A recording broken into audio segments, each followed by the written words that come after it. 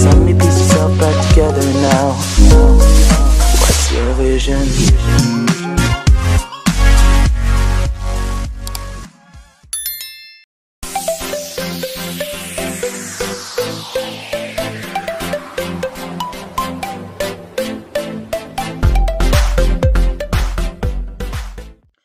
Assalamualaikum warahmatullahi wabarakatuh. Jumpa lagi dengan saya Qobla Harumika di YouTube Qobla Harumika.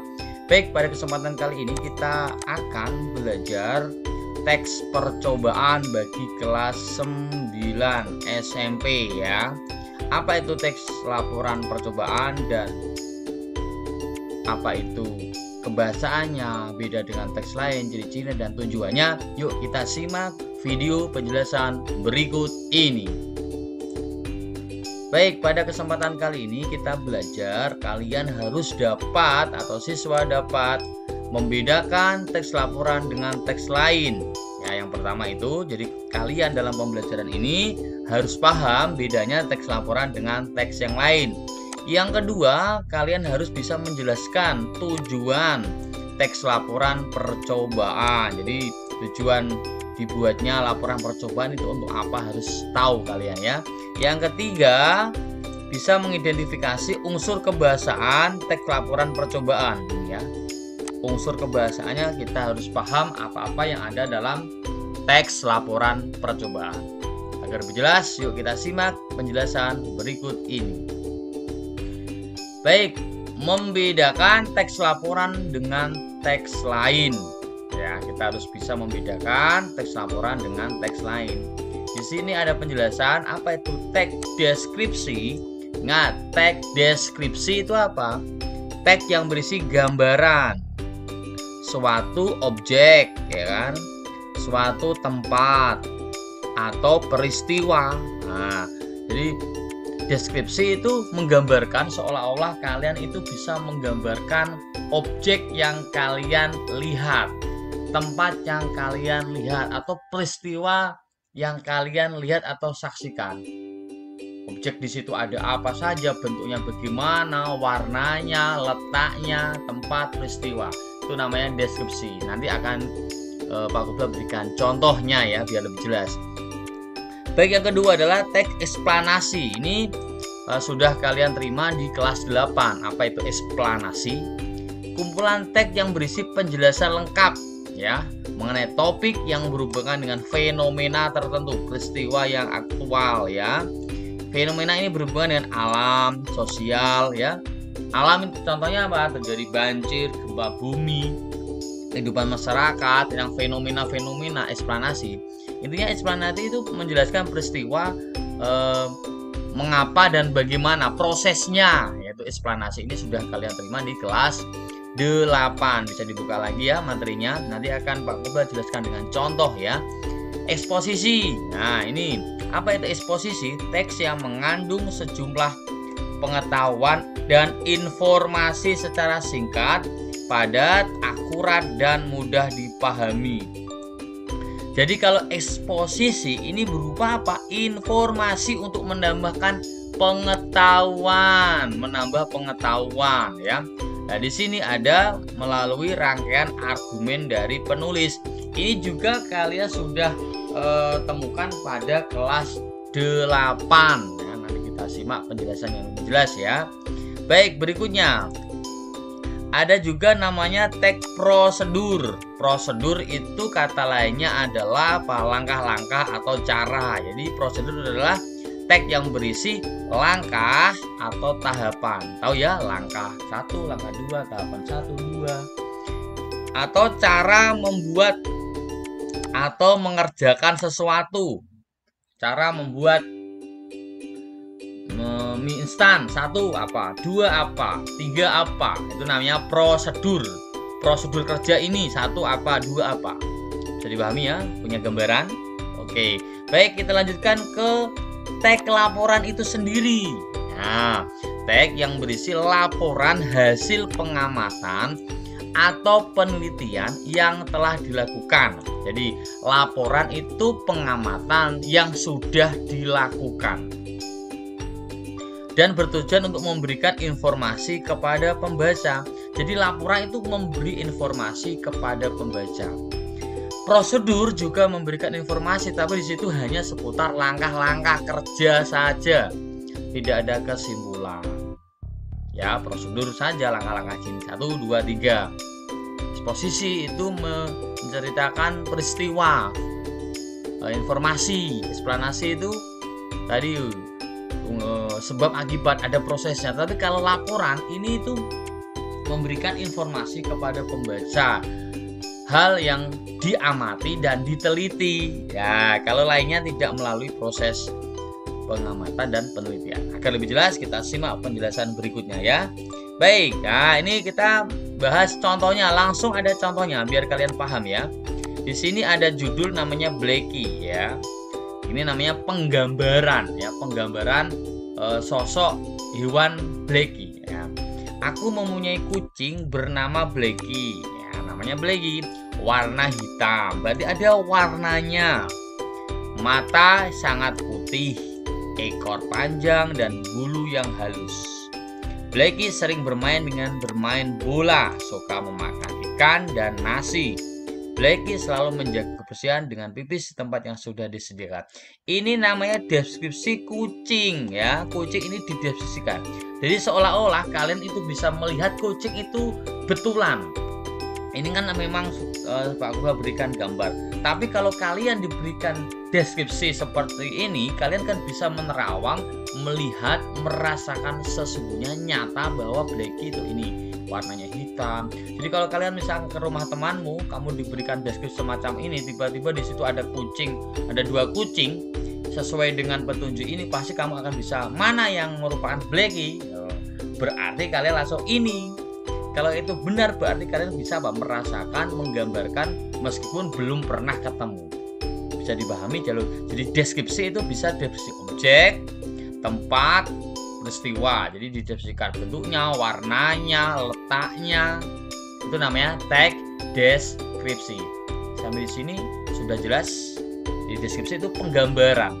Misalkan kalau kalian misalkan mau main ke rumah teman kalian, si Johan, rumahmu bagaimana? Rumah saya tembok lantai 2, pagar berwarna hitam, dekat masjid, warna cat hijau. Di situ ada paping di depan, pintu berwarna merah.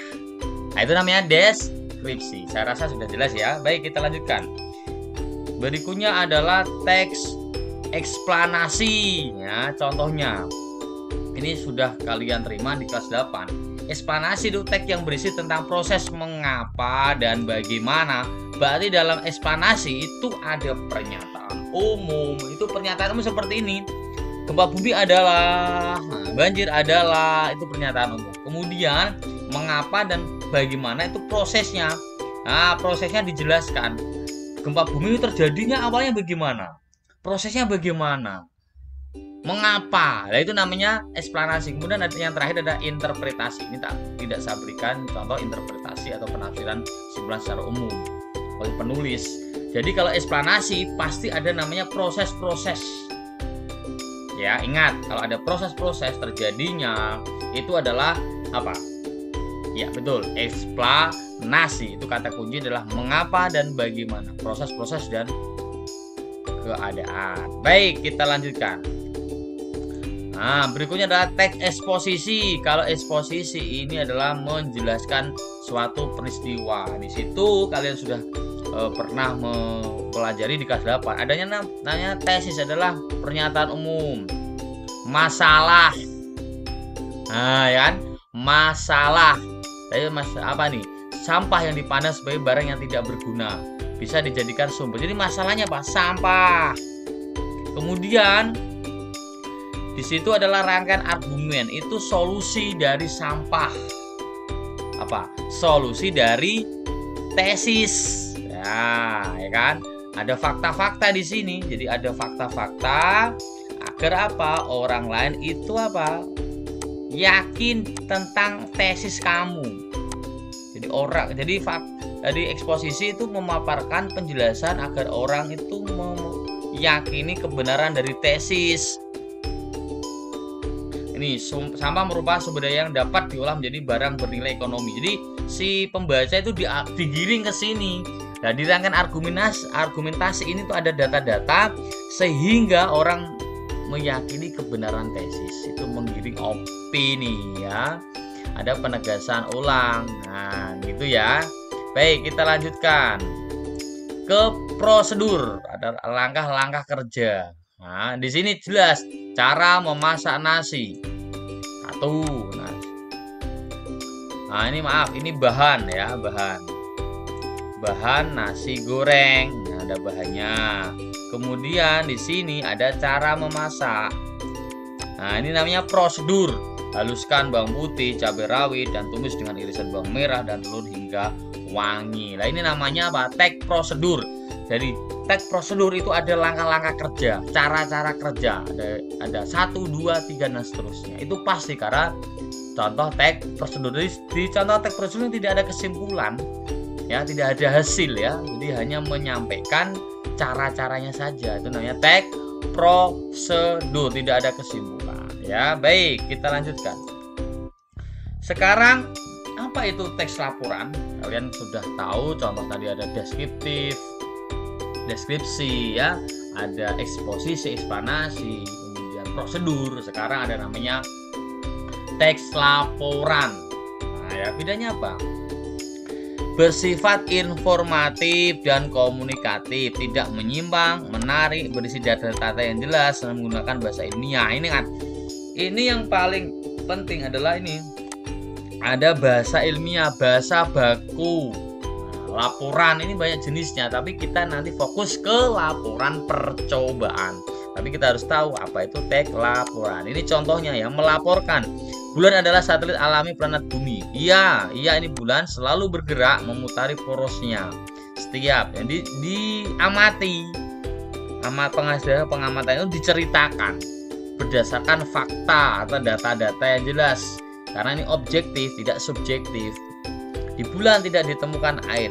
Ini kan berdasarkan pengamatan ya, penelitian udara serta sistem pelindung. Jadi sama metodenya berarti gini, teks laporan itu metodenya bisa menggunakan cerita ya, informasi, itu namanya jadi dalam teks laporan itu bahasanya bisa kombinasi dari eksposisi ya.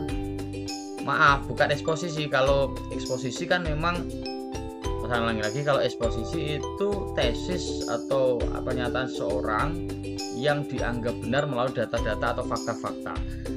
Ada argumennya, ada fakta kalau itu eksposisi. Tetapi kalau laporan ini faktual semua, objektif semua. Nah, itu bedanya. Jadi kalau eksposisi itu tadi ada tesisnya ya, ada argumentasinya. Fakta itu hanya untuk memperkuat dari tesis. Argumen seseorang itu diperkuat dengan adanya itu faktual, sehingga orang meyakini kebenaran tesis seseorang. Tapi kalau teks laporan ini semuanya faktual karena data-data yang jelas, bahasa ilmiah. Yang namanya bahasa ilmiah itu berarti jelas, kan itu ya. Ini memang faktual, tidak argumen. Nah, bukan argumen karena sudah dilakukan. Laporan ini sudah dilakukan, bukan hanya pengamatan saja. Jadi lebih mendalam laporan. Ingat, kalau eksposisi ini ada data, ada argumen dan ada faktual, tapi laporan ini faktual semua ya. Nah, itu bedanya ya. Kita lanjutkan. Nah, sekarang jadi pembicaraan dari Pak Kublai saya jelaskan ini adalah kesimpulannya. Apa itu teks deskripsi, eksplanasi, eksposisi, prosedur dan laporan. Deskripsi penggambaran jelas, bentuk ya, kemudian bisa merasakan, bisa melihat sesungguhnya. Eksplanasi itu proses mengapa dan bagaimana. Nah, ini jadi kalau ada proses terjadinya sesuatu itu namanya eksplanasi. Eksposisi itu argumentasi dan juga ada fakta untuk meyakinkan pembaca. Kalau argumen ada fakta-fakta untuk meyakinkan tesis penulis, makanya eksposisi. Bisa dipahami ya, Pak. Kalau ada proses-proses terjadinya sesuatu, eksplanasi. Pak, kalau ada argumentasi, ada fakta, fakta itu dipakai untuk meyakinkan suatu pendapat orang. Eksposisi. Kalau ada penggambaran objek, deskripsi. Kalau ada langkah-langkah kerja, namanya prosedur, ya kan? Kalau faktual semua berdasarkan data yang sudah hal-hal yang sudah dijalankan, namanya laporan, ya. Bisa dipahami nggak ya? Gampang kan? Deskripsi, penggambaran, eksplanasi ada argumen, eksplanasi itu ada proses-proses, eksposisi itu argumen ada fakta-fakta untuk meyakinkan argumen seseorang sehingga pembaca bisa mengikuti, prosedur langkah-langkah kerja, laporan apa? Pengamatan faktual objektif. Bedanya itu ya, bisa dipahami ya. Baik, kita lanjutkan. Nah, ini tadi teks laporan adalah teks yang berisi laporan hasil pengamatan penelitian yang telah dilakukan. Sehingga apa itu teks laporan percobaan? Yaitu teks yang menceritakan tentang percobaan yang dilakukan oleh peneliti. Namanya percobaan, berarti melakukan aksi, bukan pengamatan. Kalau laporan pengamatan namanya laporan observasi. Ya, ini kita fokus ke laporan percobaan, berarti mencoba sesuatu, entah itu benda dengan benda menghasilkan apa, itu namanya percobaan. Kalau tidak melakukan aksi, bukan percobaan, hanya observasi, hanya mengamati saja. Misalkan kalian piknik ke Bali, maka kalau hanya mengamati, melaporkan, itu namanya laporan apa? Pengamatan, laporan observasi, ya, tidak melakukan uji coba, bedanya. Ya, paham ya? Baik, kita lanjutkan. Sekarang tujuannya apa ya? Nah, ini tujuan dari laporan percobaan, memberikan informasi kepada pembaca tentang hasil percobaan yang telah dibuat. Misalkan mencoba membuat sampo dari lidah buaya, nah, itu kan dicoba, antara lidah buaya dicampur dengan apa menghasilkan ini yang bisa dipakai untuk sampo. Nah, itu ada percobaan, menggabungkan, mencampurkan, itu namanya percobaan. Memberikan suatu informasi berdasarkan fakta. Ingat, fakta percobaan itu semuanya faktual. Kalau ada fakta dan argumentasi tadi eksposisi. Oke ya, kita lanjutkan. Nah, ciri-cirinya apa Pak? 1. Disusun berdasarkan percobaan. Jelas, pengamatan. Ya pengamatan, ya percobaan. Kalau pengamatan saja observasi, bukan percobaan. Pak, kalau laporan percobaan tidak ada yang mencoba, itu bukan percobaan, namanya observasi. Harus dicoba ya, harus ada tindakan actionnya. Yang kedua adalah pembahasan dikemukakan secara objektif, tidak memihak, betul-betul itu ya, tidak kita subjektif ya, harus betul-betul karena ini dilaksanakan secara aksi ya. 3. Menyampaikan fakta, bukan opini ya, bukan pendapat. Nah, gitu ya. Yang keempat, disusun secara sistematik urut, ada urutannya, ada sistematikanya, tidak asal ya. Yang kelima, menggunakan bahasa baku ilmiah, komunikatif dan logis, masuk akal ya. Yang keenam, bersifat tidak memihak, netral, kan apa adanya, memang faktual ya. 7. Memuntaskan masalah-masalah yang dimunculkan secara terperinci. Jadi ada masalah ini diselesaikan lewat percobaan sehingga dihasilkan kesimpulan ya, masalah ini diselesaikan, dicoba, oh ya menghasilkan ini, gitu ya. Baik, nah ini sekarang yang terakhir adalah kaidah kebahasaan. Kalian sudah bisa membedakan teks laporan dengan teks lain, deskripsi, prosedur, eksposisi, eksplanasi ya. Sudah ada tujuan laporan percobaan, kalian sudah paham. Yang terakhir adalah kaidah kebahasaan atau yang sering dipakai dalam teks laporan percobaan. Ini ada 4 ya. Sering adanya sinonim dan antonim, adanya kata bilangan, adanya kalimat perintah, dan adanya kata hubung. Ini adalah kaidah yang sering dipakai dalam teks laporan percobaan. Apa itu sinonim, antonim, bagaimana contohnya, kata bilangan, kalimat perintah, dan kata hubung, bagaimana contohnya, buktinya. Yuk kita simak penjelasan selanjutnya. Nah, ini langsung ya.